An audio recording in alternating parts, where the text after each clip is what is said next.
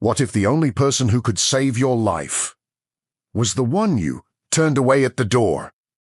At a small-town Christmas event, a quiet woman in a worn winter coat reads a sign that says, "Soldiers are not welcome today."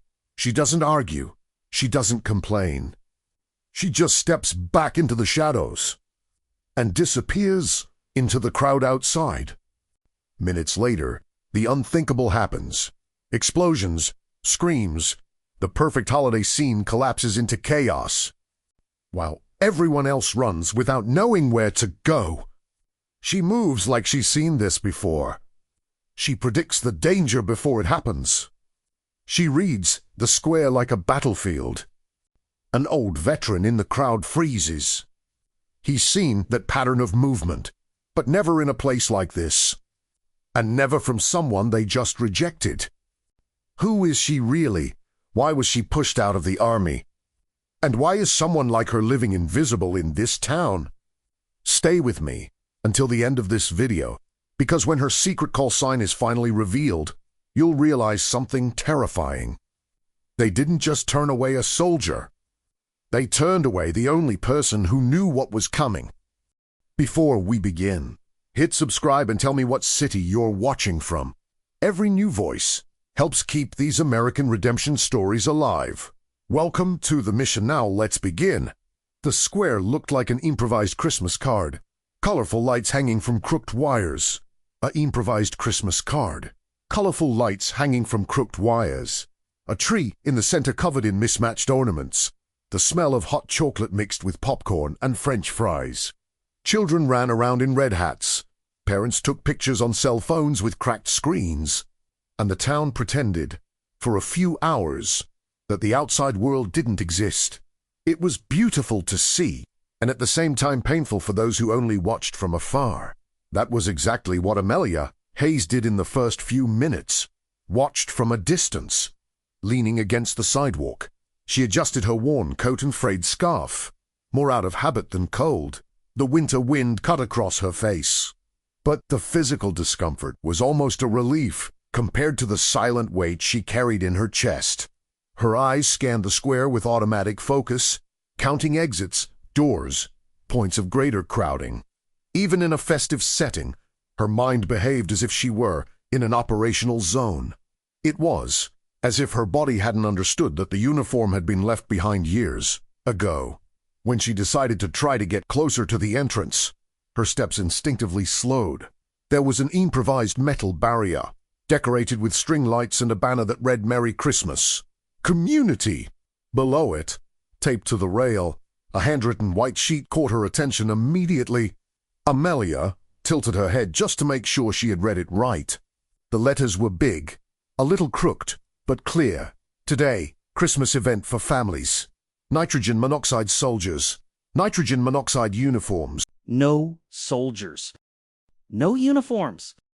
No weapons. For a moment the noise around her seemed to vanish. The volunteer at the entrance, a young guy in a Santa hat, smiled automatically when she approached with the generic invitation in her hand. He looked ready to stamp one more ticket without thinking too much. The smile began to fade when his eyes dropped to Amelia's wrist and noticed the discreet metal bracelet with a small code engraved on it. He didn't know exactly what it meant, but he recognized military from a mile away. His gaze flicked to the sign taped to the barrier, as if looking for an answer there. "Ma'am, are you military?" he asked, in an uncertain tone, somewhere between curiosity and fear of offending her. Amelia thought about lying for a second, saying no, that it was just some random accessory. But the lie got stuck on the way. "I was," she replied, curtly, like someone stating a fact that still hurts. The young man took a deep breath, looked again at the sign and then back at her. You could see the conflict forming on his face as he tried to reconcile good intentions with the rule they had agreed on. So, he began scratching his neck, awkward. "Today the folks asked us to keep the environment more light, so there wouldn't be any triggers, you know. Just families, no use of weapons. Soldiers. It's better if you don't come in." The sentence came out gently but landed with the subtlety of a punch. Amelia felt her stomach tighten. Being rejected wasn't new, but it hurt more on nights when all she wanted was to be invisible. Even so, she slightly raised her hands in a gesture of silent surrender. "Okay," she said, without arguing, "I'll just stay out here." She stepped back twice, left the entrance area, and returned to the gray zone between inside and outside. There was no argument, no scene. No one shouted at anyone. It was just a social door closing politely. To anyone watching from the outside, it was a small detail. To Amelia, it was just one more reminder that, in that town's mind, neither the war nor the ones who carried it in their bodies belonged at the party.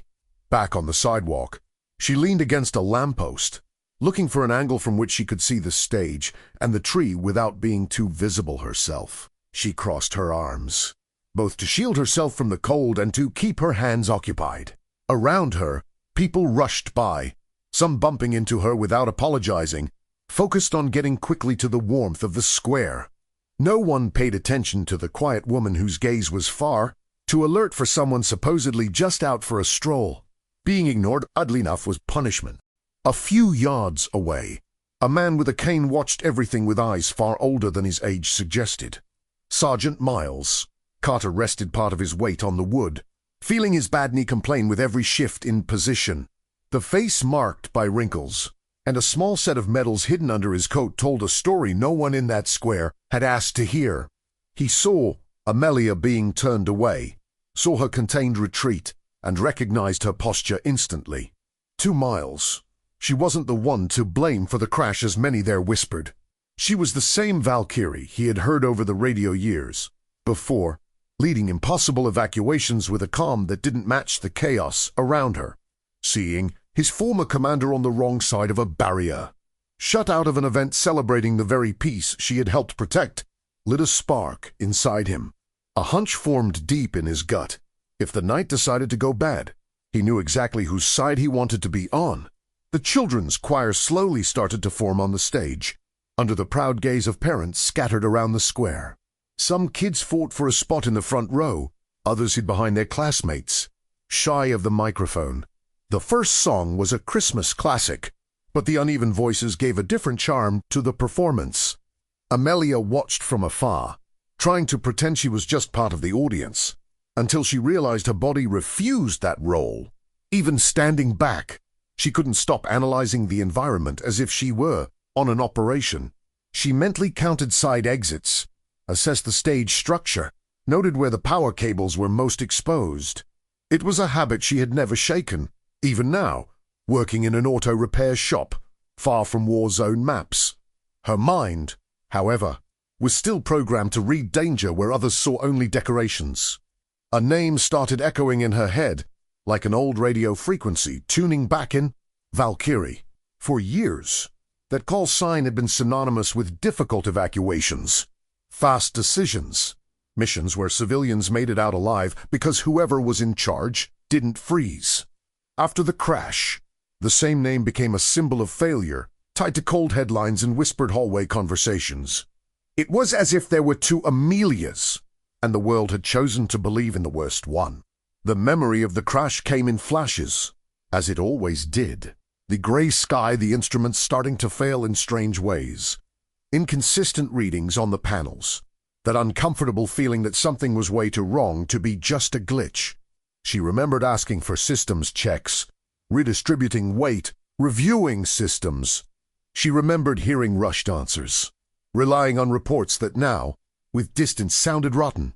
Shortly after, the impact came and everything dissolved into light, fire, and screams. She woke up among wreckage, with the taste of blood in her mouth and her body throbbing. The smell of burning fuel filled the air, while pieces of fuselage kept creaking, threatening to collapse for good. People screamed for help, some calling each other by name, others just howling in pain. Amelia didn't have time to think about guilt or responsibility. She dragged whoever she could, pulled bodies out of the twisted metal, ignoring her own legs' protest. Among the faces she saved that night, one remained etched with clarity: Emma Brooks, then a communications lieutenant. The left side of Emma's face was covered in blood and soot, her eyes weedy, her breath stuck in sobs. Amelia pulled her out of the fire's reach, even as every muscle screamed. That part, however, was almost never mentioned when they talked about the crash. In the paperwork, Amelia appeared mainly as the commander who'd made poor decisions. The reports arrived too quickly, pages and pages of technical language. In the end, everything boiled down to a few paragraphs. System failure, aggravated by human error on the commander's part for insisting on the flight. There were brief mentions of possible prior issues, all erased by categorical conclusions. One name was repeated in signatures and memos: Colonel Richard Kessler. At the time, Amelia thought it was just coincidence. Later, she began to find it a little too convenient. The hearing was a kind of pre-rehearsed theater. She sat before a long table and listened to words like regrettable, tragic, irreversible, and, in the middle of it all, the sentence that defined the rest of her life: responsibility lies with the commander in charge. When she tried to challenge points, she was met with cold stares and advice to accept her fate with dignity. On the other side of the room, Kessler watched everything with a neutral expression, like none of it concerned him. When she moved to the small town years later, Amelia carried all of that like a compact shadow. For a brief moment, she imagined she could be just the woman from the shop, and not the commander who messed up. But all it took was someone typing her name into a phone for the old headlines to resurface. The story was quickly reduced to the most comfortable version: the one who crashed a plane. No one asked what she remembered. They had the reports. They had Kessler. They had a ready-made narrative. That Christmas night, standing outside the fence, the call sign Valkyrie felt like a cruel joke. She stared up at the heavy sky, feeling the air thicken as if the weather were about to turn. She didn't know it yet, but the storm coming wasn't just meteorological. In a few minutes, the world that tried to avoid any reminder of war would be begging for the very instinct she'd spent the whole night trying to hide. Miles adjusted the position of his cane, feeling a stab shoot through his knee. The doctor had been clear: avoid strain, avoid cold, avoid stress. The problem is, no one teaches a veteran how to avoid anything when his eyes see danger before most people do. He watched the square, but he saw more than twinkling lights and stalls. He saw roots, choke points, potential collapse spots. Old habits rarely die. When he learned he'd be honored at the event, he laughed to himself. He never cared for long speeches or medals on display. For him, real honor was seeing people walk out of combat zones alive. Even so, he accepted the invitation, more out of useful curiosity than vanity. He figured at the very least he could spend the night watching kids play without fear of gunfire, the kind of scene that, in other times, felt like fiction. Seeing Amelia turned away at the entrance, however, shattered any illusion of tranquility. He clearly saw the interaction, even without hearing the exact words. The way the volunteer looked at the sign, the way Amelia stepped back without arguing, the split second when her shoulders lowered just a bit, all that told a full story to someone who had read many faces marked by unjust orders. He didn't need subtitles to know what had just happened. Field memories came in short waves. He remembered the first time he heard the call sign Valkyrie over the radio during a complicated evacuation. Amelia's voice cut through the background noise with firm clarity, giving orders that at first sounded suicidal but worked. Alpha and Bravo teams, fall back through Route 3, civilians first, soldiers last. He saw people walk out of that chaos alive because they trusted that voice. To him, that was never erased. Knowing that this same woman was now, the face tied to the word guilty bothered a place inside him bullets had never reached. The gap between what he had seen and what the reports said had always been a stone in his shoe. Kessler showed up too much. Amelia spoke too little. And the final version seemed too convenient for anyone who needed a perfect scapegoat. Miles had no proof, but he had something that sometimes is worth just as much: memory and character. Hearing, even in fragments. The way the town had talked about her in recent months only reinforced that quiet indignation. Whispers of she's, the one from the crash, floated through hallways. Suspicious eyes followed her in the grocery store. He noticed everything, even without approaching her. He knew many people preferred to believe in a simple story, with a clear villain and a clear culprit, rather than face the possibility of corruption and sabotage at higher levels. That night, as the choir began, Miles positioned himself so he could keep both the stage and the sidewalk where Amelia stood in sight. It required an uncomfortable balance on his bad knee, but he didn't care. It was a combat habit. Never lose sight of the pieces that can change the game. And in his mind, Amelia was still the most important piece in any chaos scenario. He noticed the way she studied the sky, how her eyes tracked cables, structures, groups of people. That wasn't paranoia. It was trained survival. The sign might have kept her outside, but nothing could turn off the way she saw the world. That, more than any speech, was what made her a commander. Maybe disgraced on paper, but a real commander where it actually counted. The unsettling feeling that something was about to happen grew in Miles's chest, without him finding words for it. It was the same kind of tightening he had felt on old missions, seconds before an ambush or a surprise attack. He didn't see anything yet, didn't hear anything yet, but experience had taught him to trust those sensations. And somehow, those sensations were tied to Amelia's presence on that sidewalk. He tightened his grip on the cane, as if preparing to get up from an invisible chair. He thought, with unpleasant clarity, if the world decides to remember war tonight, even in a square full of pretty lights, I don't want to be on the stage. I want to be next to her. He didn't know how or when yet, but a silent decision had already been made. On the other side of the square, next to an ambulance, Emma Brooks adjusted the straps of her first aid backpack for the third time. She had already checked all the contents, but repeating the gesture helped keep her hands busy and her mind away from the memories that insisted on showing up on busy nights. The mayor had requested extra paramedics for the event as a precaution. Emma had agreed right away. Working on dates like this was better than facing the silence at home. She craned her neck to look at the stage, the tree, the little stalls. The lights reflected on the side of the ambulance's glass, creating distortions that, Furasakan made her own reflection blend with the scene. She saw the scars on her own face, lines crossing her skin like memories in relief. A flash took her back to the night of the crash. Smoke, fire, metal. Amelia's voice shouting something in the middle of the chaos. And then pain. Suddenly, someone called her name. She turned and came face to face with a man in a dark overcoat and impassive expression. A discreet military badge hung from his belt. "Lieutenant Brooks?" he asked, formally. "Agent Collie Maddox. Investigate, I'm just passing through, monitoring a situation." The word investigator didn't sound particularly reassuring to someone who'd been trying to leave the past behind. Maddox explained in few words.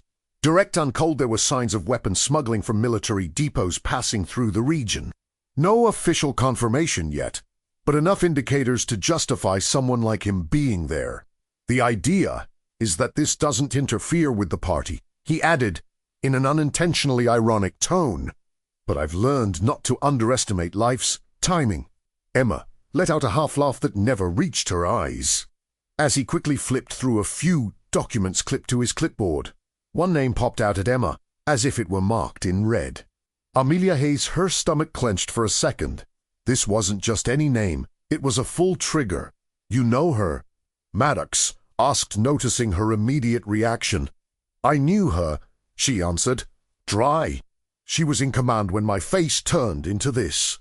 The answer made the air a little heavier. Maddox had already read reports about the crash in which Amelia had been blamed, but hearing it from a survivor put a different hue on the story. "There are things in that case that don't add up," he commented. "Weird maintenance calls, reports going missing, rushed decisions." Emma crossed her arms, defensive. She had spent years channeling her anger at a single target. The idea of reopening that wound shook an inner structure she wasn't sure she wanted to watch collapse. As she stepped a few paces away from the ambulance, Emma noticed an older veteran intensely watching everything and followed his gaze toward the sidewalk. That's when she saw her, Amelia, leaning against the lamppost outside the barrier, like an unwanted presence on the edge of the party.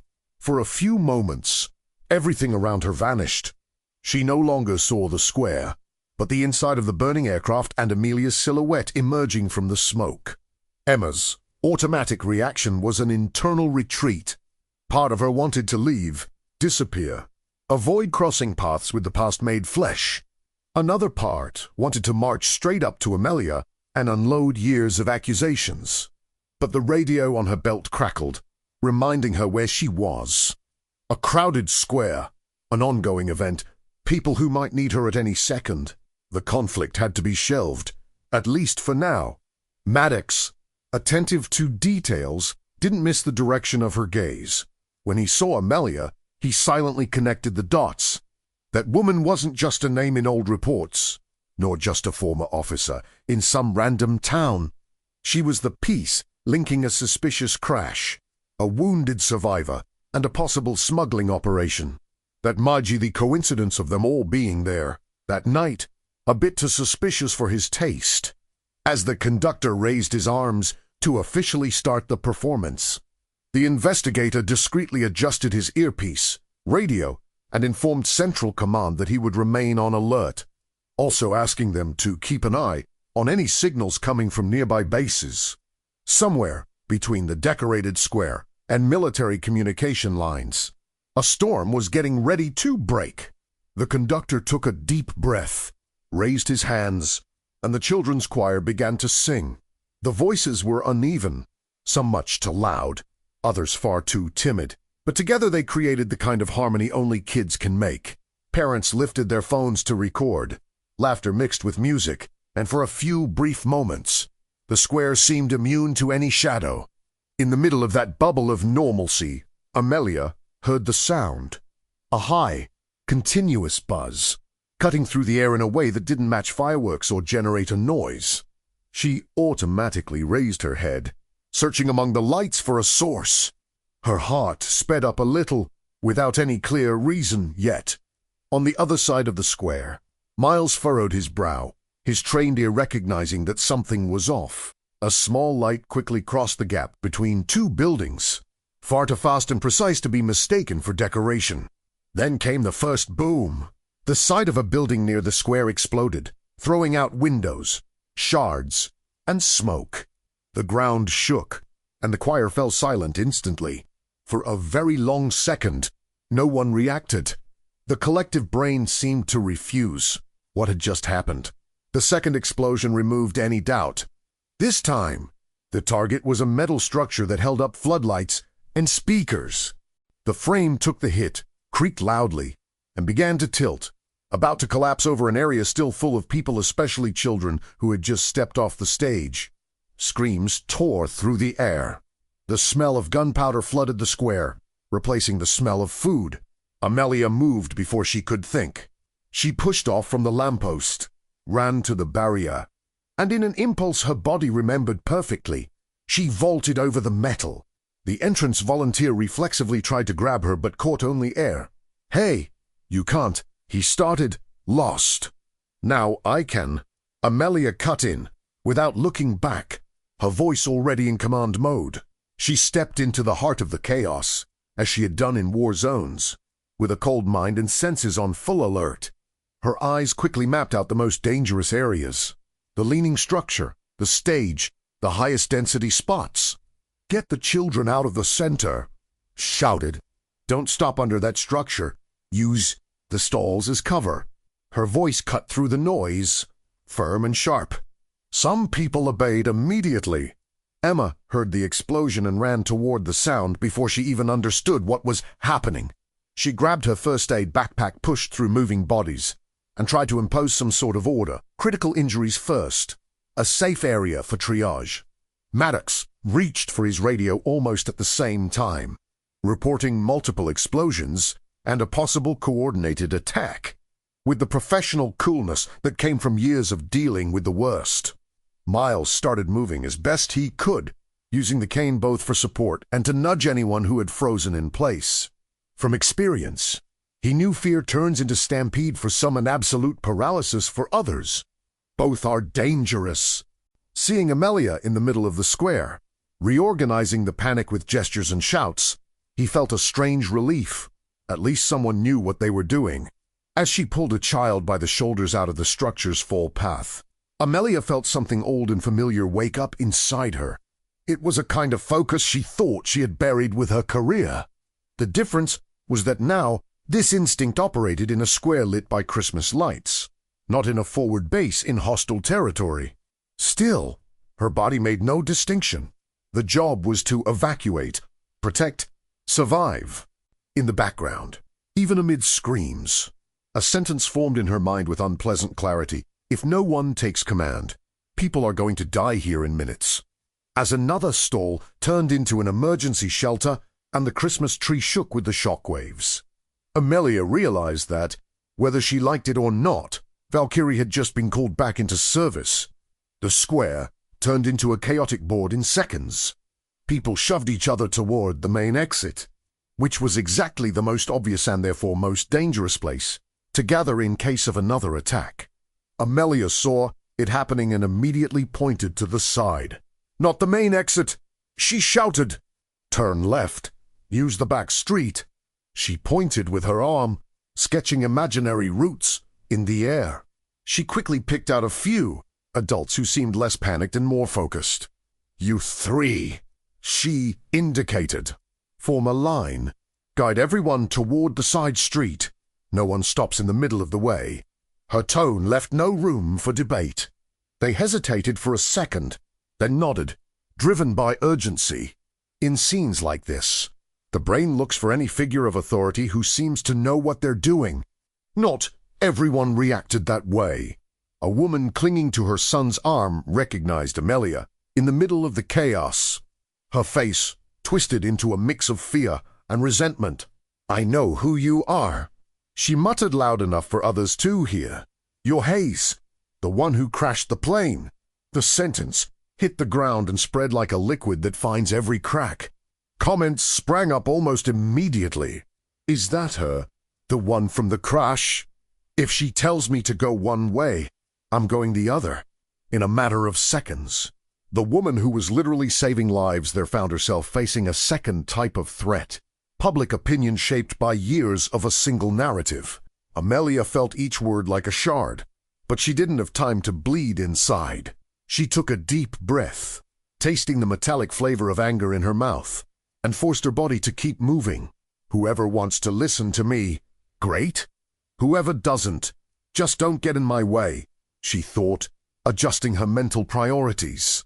If she got stuck trying to clear her name in that exact moment, people would die. Redemption, if it ever came, would have to wait. Survival came first. Then Miles's voice cut through the scene like a shot. "Listen to Commander Hayes, if you want to get out of here alive," he shouted, with all the strength his old lungs could muster. Some heads turned, surprised to realize that the old man with a cane wasn't just a background figure. "I served with her," he went on. "I saw this woman pull people out from under real gunfire. You're lucky to have her here tonight." The deliberate use of the title commander changed the temperature of the scene. People who wavered, torn between rumor and instinct, began to align themselves with Amelia's instructions. It was as if his experience lent immediate legitimacy to her orders. The guilty narrative didn't vanish, but it now had a strong competitor, the only one who seems to know what she's doing. Emma, split between past and present, watched it all while treating the first most serious injuries. Seeing Amelia in command again touched a place that still hurt. The image of Amelia yelling orders in the burning fuselage mixed with the sight of Amelia now, reorganizing the chaos in the square. Part of her wanted to trust. Another part screamed inside, "You almost killed me." Even so, her hands kept working because the bodies in front of her couldn't wait for her to solve her inner conflict. Watching the scene, Maddox mentally recorded more than just movements. He took note of values. A person who even rejected and distrusted, kept putting herself on the front line to protect strangers, didn't match the portrait of an irresponsible, Egocentric commande, that's paint. The idea that someone had manipulated that story became more and more plausible. Amid the smell of smoke, screams, and far-off sirens drawing closer, Amelia fine-tuned the direction of the evacuation, turning pockets of panic into improvised lines.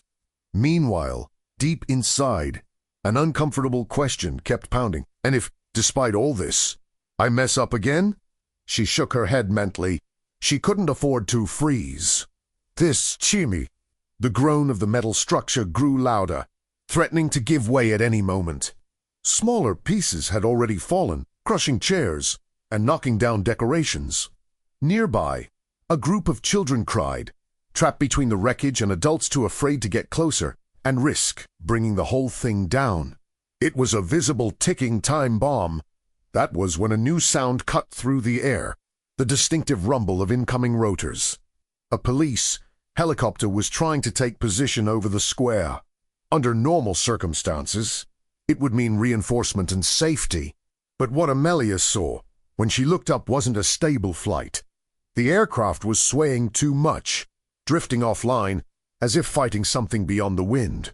The helicopter abruptly lost altitude, veering away from the square in a desperate maneuver.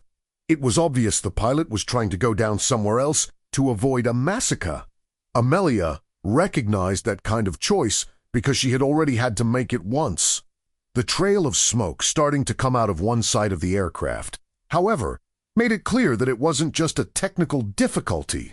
It looked like a serious failure, and serious failure, for her now, came with another word attached: sabotage. Amelia's brain split the scene into two simultaneous maps. In the first, children trapped under the immediate risk of collapse. In the second, a helicopter crash that could kill whoever was nearby and further amplify the chaos. She knew she couldn't be in both places at once. That's the part civilians never see in stories. The moment when someone has to choose who is in more danger in that exact second. Miles, she shouted, pointing at the structure. Hold this area. Use the stalls as lateral support. Nobody goes under it unless you tell them exactly where to step. He nodded, his face contorted with pain and determination. He didn't need to understand all the technical details. He just trusted that if Amelia said they could improvise reinforcement, it was because there was some real chance. Emma was already near the children, backpack open and hands moving fast. Her eyes assessed support points, angles, gaps where a small body could be carefully pulled through. Even with her heart racing to the sound of the helicopter above them, training took over. It was like being surrounded by twisted metal again, except now she was on the right side of the stretcher. Amelia ran over to Emma, close enough so they could hear each other. Down here they've got you and Miles. Up there, they might only have wreckage, she said, gesturing with her chin toward the sound of the aircraft. If I stay here, that helicopter goes down on someone and no one gets there fast enough to help. Emma glared at her with anger in her eyes, but understanding underneath. The logic was cruel, but clear. Go then, Emma replied, her voice steady despite the inner turmoil. I'll take care of them. If you screw this up again, I'll end you myself. It wasn't forgiveness, but it was functional trust. Amelia had accepted that sentence. There was no time for therapy, only time for decisions. Amelia motioned to Maddox, who was a little behind, still coordinating over the radio. Agent, come with me. If this is sabotage, you're going to need to see it with your own eyes. He hesitated for half a second, looking at the wrecked square, then decided. There were cops there, paramedics, a veteran holding the line. Up near the helicopter, there probably wasn't anyone with Amelia's eyes. As they ran through the streets, toward the possible crash site, Amelia felt old Gil banging hard at the door. Last time, too.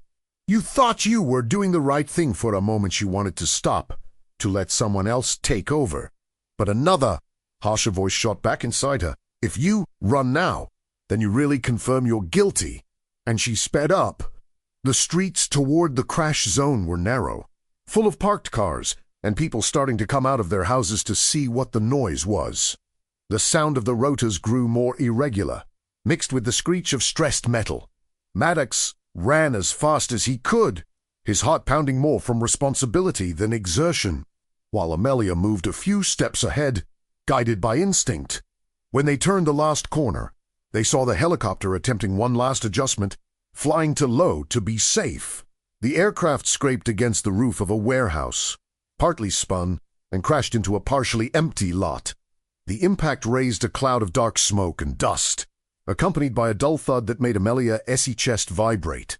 She could have sworn her body recognized that sound before her mind did. For a moment everything around her seemed to disappear. Her field of vision narrowed. The smell of smoke brought back memories she'd spent years trying to tie down in a corner of her mind. She saw again the inside of the old aircraft, the panel flickering, the ground disappearing beneath her feet, all contact with the world slipping away. The feeling of I'm no long contravagant. She stopped for less than a second, just long enough to take a deep breath and remember a crucial difference. This time, she was on the outside. This time, she wasn't strapped to a seat surrounded by failing instruments. She was on her feet, with her legs free, with someone at her side, and with the chance to keep the story from repeating exactly the same way. The fear didn't vanish, but it shrank beside the need to act. "Stay behind me," she told Maddox, approaching the wreck from the sides. "If you hear any weird cracking, you fall back. If I don't waste time pulling me out. Just get whoever's alive." He nodded, swallowing hard. This wasn't exactly the kind of mission he'd signed up for, but it was the kind of situation that came with the job. As she got closer, Amelia quickly assessed the scene. Fire starting in a few spots, twisted metal pieces, shattered glass, parts of the fuselage relatively intact. There was also the risk of secondary explosions from fuel. Even so, she moved in. A low moan from inside a still intact section of the cockpit guided her steps. She shoved a metal plate aside with her shoulder, feeling her body protest, and found the pilot strapped in, blood running down his forehead. His eyes were open, confused but alive. "Hey, stay with me," she said, with the same voice she'd used years earlier in another burning scene. "You managed to steer this thing away from the square. Now we're getting you out of here." Her hands worked fast, freed by habit, as she worked on the buckles. Something inside the fuselage caught her eye, cables cut cleanly, not torn by impact. The type of cut, the exact spot, the pattern left on the metal, everything was far too familiar. "Maddox, look at this," she called, gesturing with her chin. He came closer, shielding his face with his forearm, and saw. This wasn't natural failure. It was tampering. "This is not wear and tear, not impact," he murmured. "This is someone messing with it on purpose." Amelia felt a chill run up her spine. "There were system failures in strategic points in my crash too, at the perfect time for everything to go wrong," she said. "The difference is nobody wanted to look too closely. It was more convenient to believe I made bad calls." The word she'd avoided for years finally took on a clear shape: sabotage. With the pilot rescued and moved to a safe distance, Maddox took photos of the cables, recorded details, and jotted down coordinates. At the same time, over the radio, he began calling for forensic teams and backup, explicitly mentioning a possible sabotage pattern similar to an older case. Hearing that phrase, Amelia realized that if she survived the night, not only the square would be changed, her entire story was about to be forcibly reopened. With the pilot on his way to the ambulance, carried by paramedics, Amelia stepped a few paces away from the wreckage, trying to breathe where the smoke was thinner. Her shoulders started to ache in a familiar way, reminding her of old muscle scars. The body, even years later, kept memories of impacts and falls.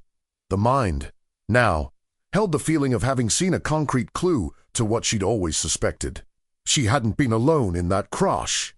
Maddox spoke into the radio in a firm voice despite the scene around them. "Central, this is Maddox. We have clear evidence of sabotage on the aircraft that went down. Repeat, sabotage. Clean cuts in critical cables. Pattern similar to previous cases. Requesting a technical team to compare with Commander Hayes's crash. The word sabotage was spoken without hesitation. It wasn't a timid hypothesis.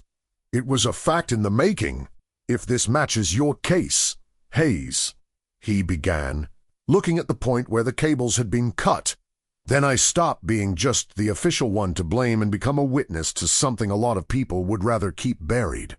She finished, tired but clear-headed. She felt anger, pain, but also a kind of twisted relief. At least, her gut feeling was finally taking on concrete form. Back at the square, Emma coordinated treatment for the injured with almost mechanical precision. She wrapped children in blankets, controlled bleeding, gave orders to improvised helpers. Outwardly, she was pure focus. Inside, she was a storm. When one of the paramedics' radios mentioned a helicopter crash followed by suspected sabotage, the mental ground beneath her shifted a little. Shortly after, another voice on the radio mentioned a pattern similar to the older case and a possible connection to Commander Hayes' crash. Emma felt her chest muscles tighten. For years, she had organized her pain around a simple narrative. Amelia made bad decisions, and everyone paid for it. It was a raw but functional way of not losing her mind. If that narrative crumbled, what would be left standing? In the middle of wrapping a bandage around a little girl's injured knee, a specific memory surfaced, as if someone had dusted off an old photo. She saw herself on the night of the crash. Hearing a maintenance tech mention last-minute adjustments on the aircraft, supposedly ordered by a superior. At the time, she hadn't connected the dots. Now, the comment took on a different weight. Who was that superior? The name didn't come, but the feeling that something had been wrong did. Emma looked around and saw the square partially destroyed, but full of living people. People who owed their lives to Amelia's orders, even if they didn't know it yet. The inner conflict burned hotter. How long had she been aiming her hatred at the wrong target? And if that was the case, was she willing to keep repeating a lie just because it felt easier than admitting she'd been deceived too? Back at the crash site, Amelia looked at the wreckage with a mix of disgust and bitter fascination.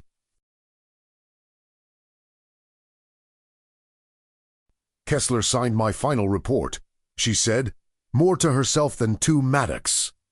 He was at the meetings, shut down questions, cut off discussions. Always ready with the correct version of what happened. Maddox mentally filed away every word. The colonel's name was already at the center of his investigation. Now, it had an even more direct connection to blood on the ground. I'm going to request full access to the original reports from your crash, Maddox said, and compare it with what we saw here, wire by wire.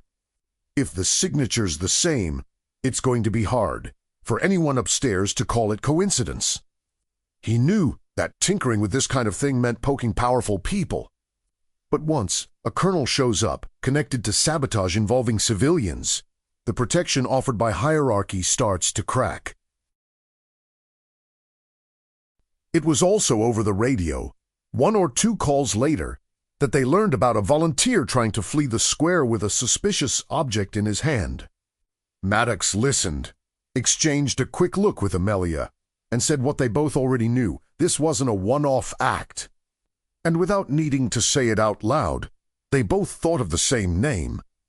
When they returned to the square, Amelia and Maddox found a scene that looked frozen in the middle of devastation.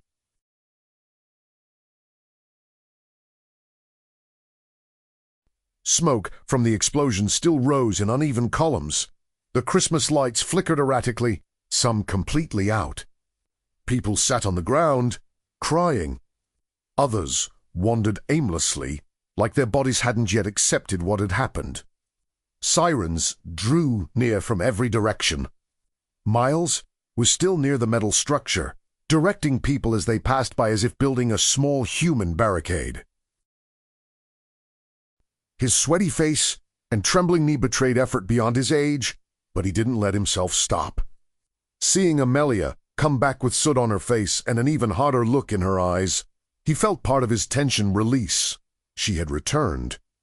That meant at least some piece of the survive the impossible plan was working.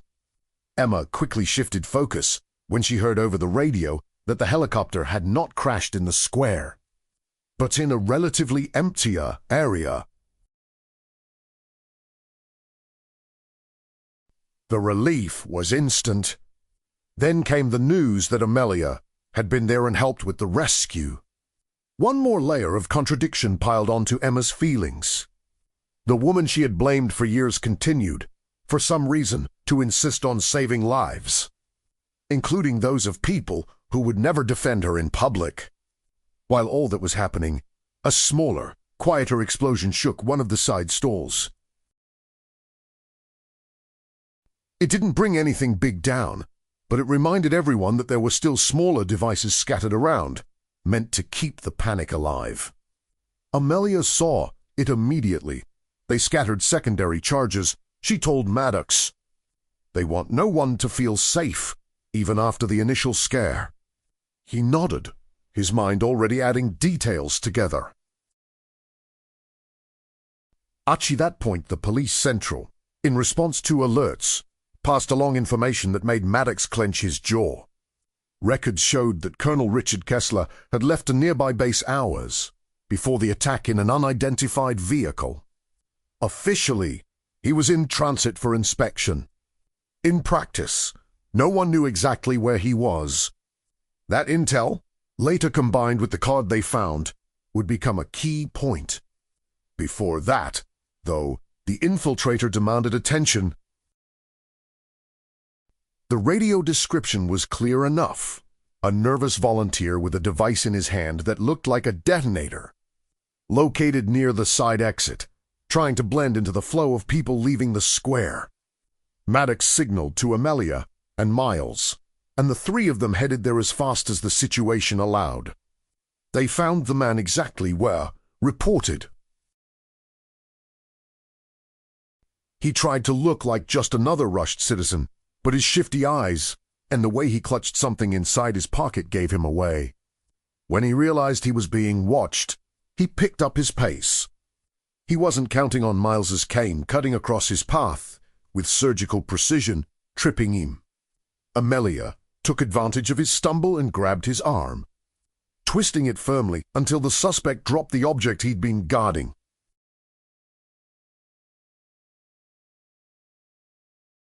The small device hit the ground, revealing an improvised detonator with an antenna and an easy-access button. Maddox crouched carefully, picked it up using a cloth to avoid leaving prints, and quickly examined its design. It wasn't amateur work. There were quality parts in the middle of the makeshift. Searching the man, Maddox found an access card in the inside pocket of his jacket bearing the seal of a command unit. In the corner printed was a name, R. Kessler. The link that had so far been suspicion became concrete. It was highly unlikely that an ordinary volunteer would be carrying something like that by accident. The connection between the colonel and the attack was literally in their hands, as the suspect was dragged off by police officers. Still muttering that this wouldn't change anything, Maddox held up the card for Amelia to see.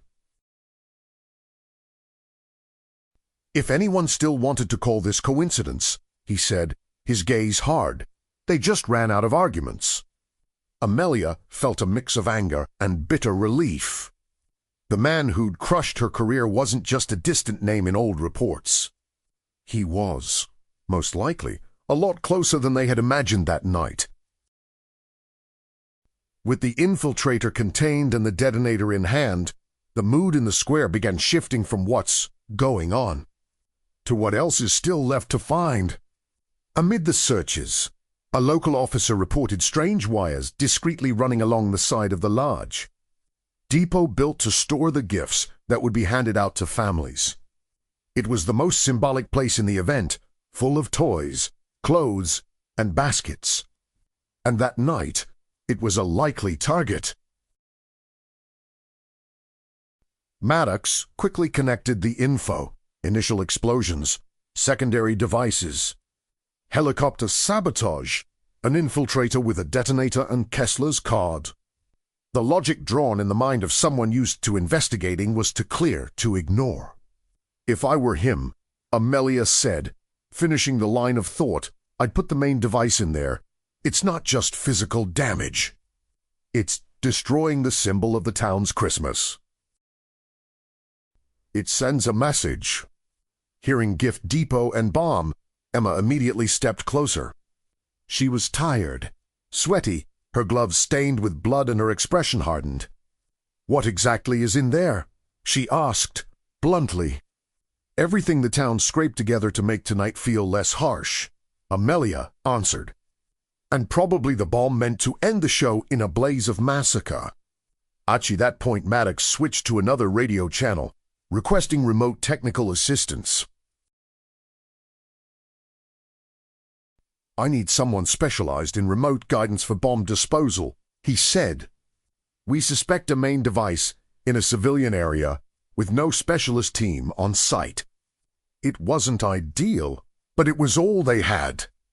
On the other end, a voice confirmed they'd be available to guide him if they found the device. It was time to split responsibility once more. Me, Miles, and Maddox are going to the depot, Amelia decided. We need someone to assess it, someone with authority to formalize everything, and someone who can whack people with a cane if needed. Miles grumbled something like, "Don't underestimate me. I still hit pretty well, drawing half a smile from both of them even in that situation." "And me?" Emma asked, already anticipating the answer. "You stay here," Amelia said. "If anything goes wrong there, all these people are going to need someone who knows what to do. And I trust you more than anyone else in this perimeter." Emma bit her lip, torn between wanting to be in the epicenter and feeling responsible for those already there. "Fine," she finally conceded. "But if I hear any weird noise coming from that depot, I go in without asking." On their way to the depot, the wind felt even colder. The tarp covering part of the structure flapped loudly, making a hollow sound that resembled held breath. Miles walked with visible effort, but didn't complain. Maddox mentally reviewed protocols he never expected to actually use. Amelia, up front, felt her heart beating in time with each step. As they approached, they saw the side door slightly ajar, a strip of light escaping through the gap. There were no guards there, no one cordoning off the area. That alone was suspicious.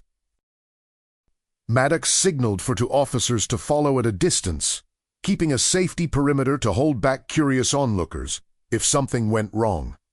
In front of the door, Amelia paused for a moment. The metal felt cold under her palm.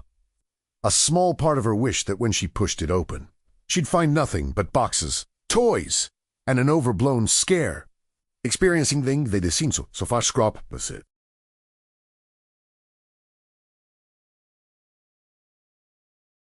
If Kessler is here, she murmured, this is where he shows up.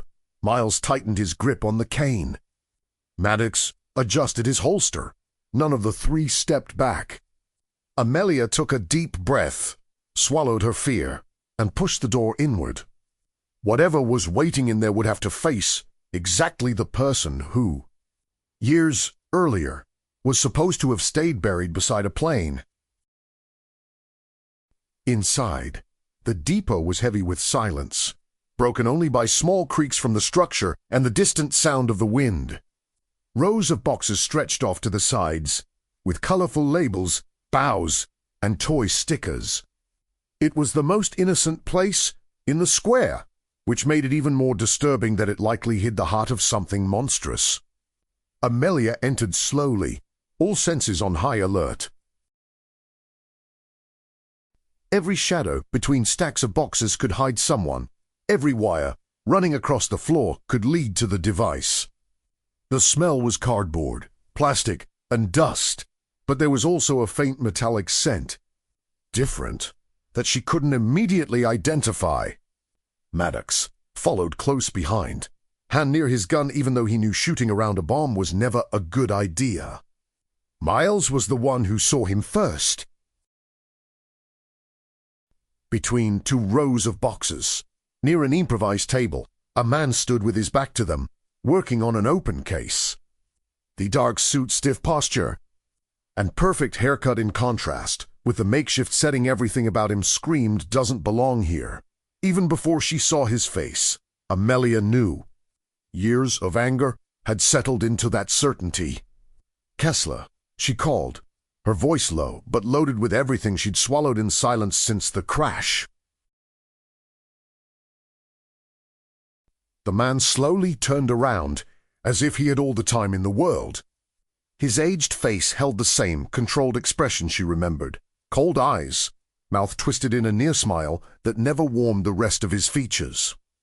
It felt like they were back in a tribunal, except now there was no table between them. "Hayes," he replied, with the calm of someone greeting an acquaintance at a reception.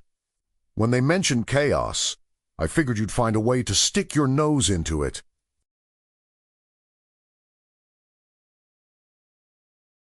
"You always had that irritating talent for running toward problems."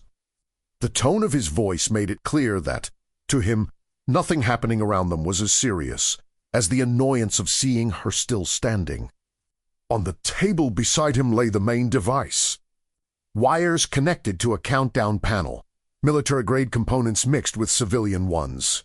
A blend of improvisation and precision. Next to it, in plain sight, was a pistol. Kessler noticed, her eyes lalande, almost lazuli picked at the guy. "Don't move," he said, as if he were simply asking for quiet in an auditorium. "We're in a delicate situation. One bad move, and this depot goes up in flames, and the whole square becomes a headline." Maddox, heart racing, calculated distances and timing. Nothing there was in their favor. But backing off meant letting a colonel known to be involved in sabotage walk out like nothing had happened. Feeling the weight of the situation and of his age, Miles still took a small step forward. "How many have you brought down to keep your business clean, Colonel?" he asked. "How many turned into just statistics in pretty reports?" Kessler shrugged, as if it were a pointless question. "The world is made of pieces, Sergeant. The ones who understand that move forward.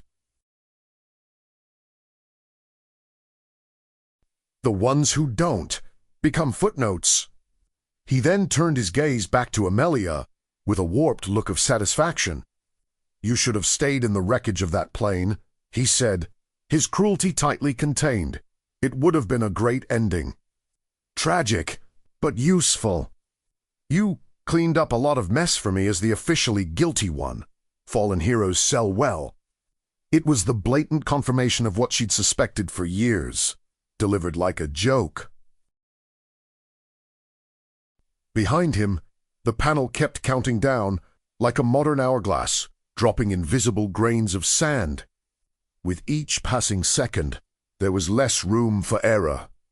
And for the first time since the night began, Amelia felt she wasn't just fighting for civilians' lives, but also against the script written for her in the past.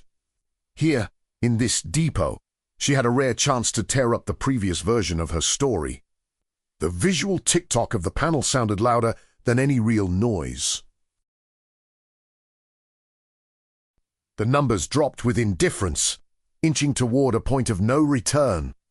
Outside, the town had no idea how close it was to being torn apart from inside its own gift depot.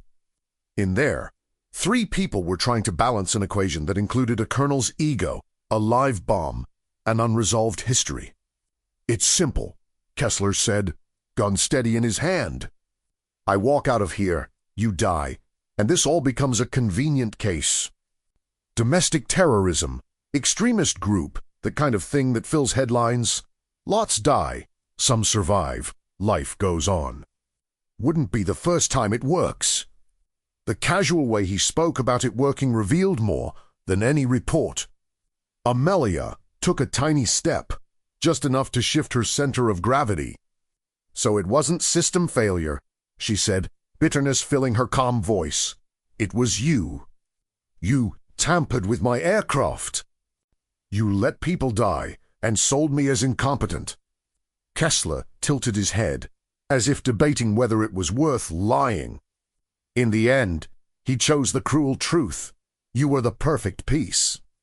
Brilliant record, spectacular fall, ready-made narrative. "I just adjusted the setting." The shot came as his answer. Kessler fired at her with the confidence of someone who no longer saw human beings, just obstacles. Amelia tried to throw herself to the side, but still felt the bullet rip through her shoulder, burning flesh and tearing her coat. The pain was sharp, radiating down to her hand. She stumbled, nearly fell. For a moment the world spun and her body wanted to give up. In that microsecond of instability, her brain dragged up the memory of the old crash. Screams, loss of control, crushing guilt. Part of her whispered, almost inviting, "You can stop. Leave this to someone else. If you try again and fail, it's going to be worse." It was tempting, very tempting. It had that seductive pull of surrender that, on another day, might have won. Ignoring his own physical limits, Miles reacted before that temptation could turn into action. He lunged forward 3 steps, faster than his knee would allow in any other situation, using his cane as an extension of his arm. The wood struck Kessler's arm hard, diverting the second shot upward where the bullet hit only the structure. The colonel staggered back, furious, and shoved Miles violently into a pile of boxes. The impact threw the veteran to the floor, knocking the air out of him for a few seconds. He felt something crack in his back, but still kept one hand on the ground, ready to try getting up again if needed.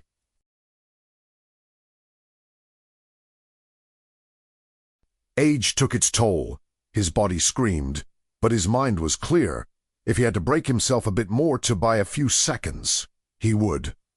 Seeing an opening, Maddox ran toward the device. The expert on the radio was already speaking quickly, giving technical instructions. Identify the triggering mechanism, check circuits, locate key wires. It was far too complicated a process for a non-specialist, but there was no one else. His mission to be a hero. It was just to buy enough time to prevent catastrophe. Amelia took a deep breath, fighting off the dizziness, and made a conscious decision. She wasn't going to repeat the pattern of freezing under her own guilt. If she went down, it would be while trying, not paralyzed. She ignored the throbbing pain in her shoulder and advanced again. This time, from the side, taking advantage of Kessler's focus on Miles and the threat of Maddox working on the device. She grabbed the colonel's forearm with her good hand and twisted it down hard. The gun slipped from his fingers, hit the edge of the table, and fell to the floor, sliding under some boxes. Before he could react, Amelia used her own body as weight, shoving him against the metal table and robbing him of his balance. She grabbed a zip tie from Maddox's belt and bound Kessler's wrist to the frame. As the colonel cursed and struggled, the device's panel emitted a sharp beep. The numbers flickered, then froze at 0. Nothing exploded. The silence that followed was an explosion in reverse. News that the device in the depot had been neutralized swept through the square like a different kind of wind. First over the team's radios, then from the mouths of those closest to the scene. They disarmed it. It didn't blow. They did it. People dropped to their knees, crying with relief. Some hugged without even knowing each other's names. The night, which could have ended in mass mourning, stayed suspended on the thin thread of survival. Officers entered the depot and walked into a scene no procedure manual had ever predicted, a decorated colonel handcuffed to a table. A veteran panting on the floor, an agent with a headset and a half-disarmed device, and a former commander bleeding but still on her feet. It was a picture that clashed with a lot of ready-made narratives. And it was all being recorded by cell phone cameras. No one had time to stop.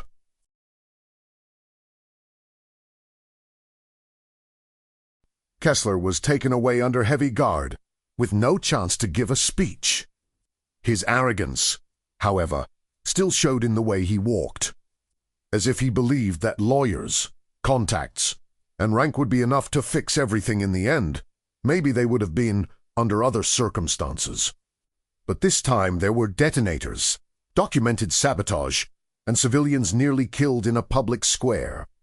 This Kazi wasn't going to debury. Outside, Emma ran over as soon as she learned Amelia had been hurt.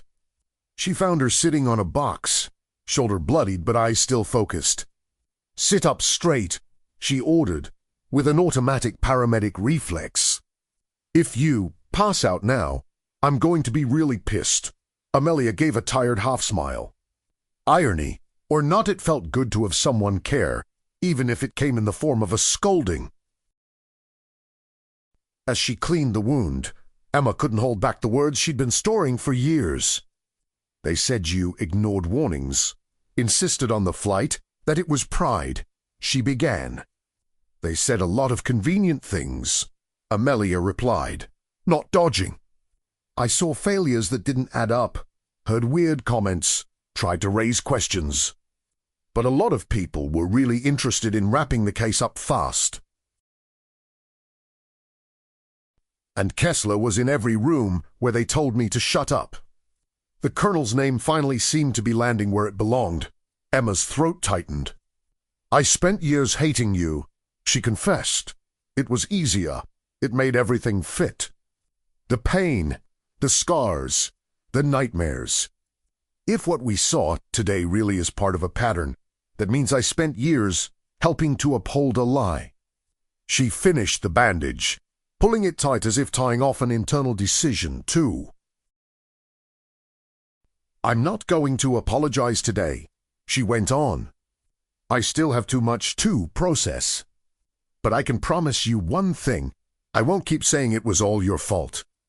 If they call me to talk, I'm going to tell them what I actually saw. And what I heard that night about those last-minute adjustments." Amelia nodded, more moved than she let show. Sometimes, the first step toward redemption isn't someone saying, "I forgive you," but someone saying, "I'll stop accusing you unfairly."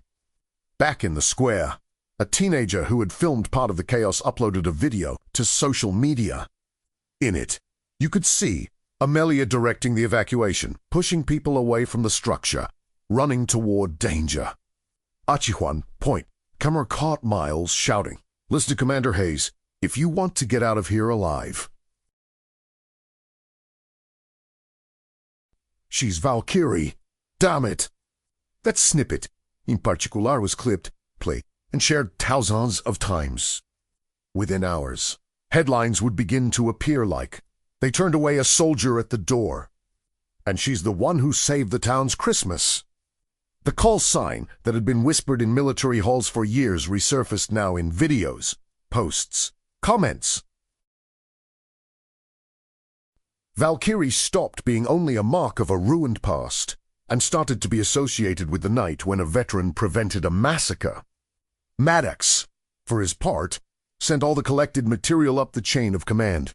Photos of the cut cables, records of the bomb. Testimonies from those who saw Kessler in the depot, the card found on the infiltrator. On this, Jimmy, he made sure attach his own report, with his name and signature, stating that the old case of Amelia Hayes needed to be urgently reopened. At last, the story was starting to be rewritten based on facts, not convenience. In the days and weeks that followed, the square was slowly rebuilt piece by piece. Debris was cleared, burnt-out bulbs replaced, stalls rebuilt. The physical scar would remain visible for some time, but the town decided not to hide it. Instead, they used that mark as a reminder of two things: how close they'd come to tragedy and how far they'd come thanks to people who refused to run. The headlines began to change, at first shyly, then more directly. Christmas, event attack thwarted by discredited veteran. Old case of Commander Hayes to be reopened after sabotage, evidence. Kessler's name now appeared in less honorable paragraphs, linked to words like suspect, under investigation, possible mastermind of criminal scheme. The video, where Miles called Amelia Valkyrie, spread nationwide. Channels specializing in veteran stories started telling the saga of the soldier turned away who saved the town. Comments poured in from everywhere. Some moved, others outraged about the "No Soldiers" sign at the entrance. The irony of the situation fueled debates about how society treats those who come back from war. Miles, taken to the hospital that same night, became almost a local attraction.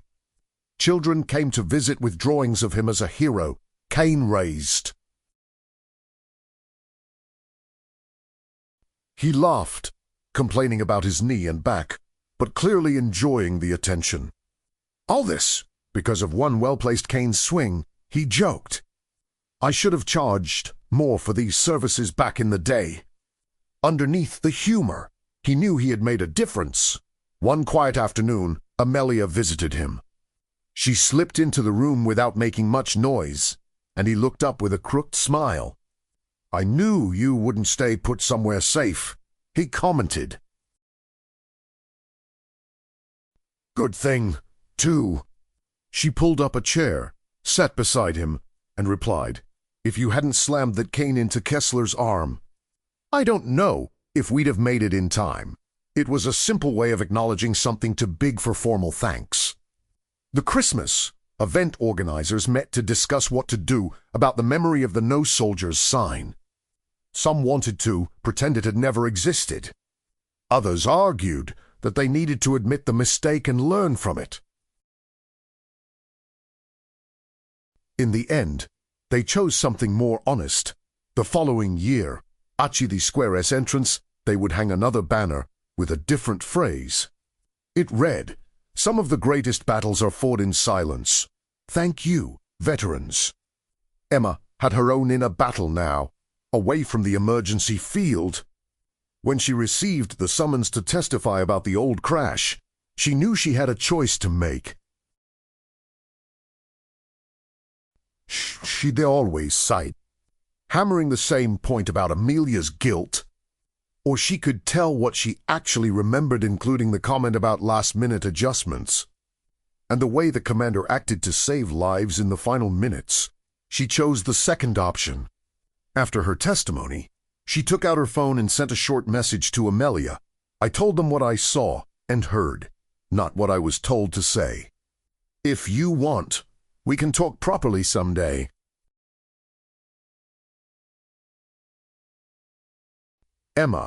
Amelia read the message alone in the shop, hands covered in grease. Her chest tightened in a strange way, and for the first time in a long time, the word future didn't sound like a sentence, but like a possibility. Maddox showed up at the shop one late afternoon, leaning against the doorway while Amelia finished tightening bolts on an engine. "The case has been officially reopened," he reported. "And Kessler's name shows up in more documents than I can count off the top of my head. It's going to be a lot of work." She wiped her hands on a rag without looking directly at him. "Work for you, not for me. I did my part that night." "I disagree," Maddox replied. "The system is good at hiding things on paper. You saw how they work from the inside. I have access to files. You have access to memories that weren't edited. If you're in, we don't just clear your record. We pull this whole scheme up by the roots." Amelia looked out the window, seeing kids playing in the street, with no idea how close they'd come to becoming statistics. She took a deep breath and answered, "I'm not after medals or likes on videos. But I am after the truth." If there are still people up there willing to kill innocents to protect their racket, then... Yeah, I've still got a war to fight. Maddox gave a slight grin. Yeeth. Because this time, Valkyrie's not going down alone. And with that, the story of the woman turned away on Christmas night stopped being just about a saved event and became the beginning of a much larger campaign. To give the truth back to someone who had carried to many. If this story moved you, then you belong here. At Redemption of America, every story carries a truth. Broken doesn't mean finished, and shame is not the end. So, make sure you subscribe, leave your comment about the moment that hit you hardest, and share this video with someone who needs to remember what redemption looks like. Until next time, stay strong, stay honorable, and never forget, America redeems its own.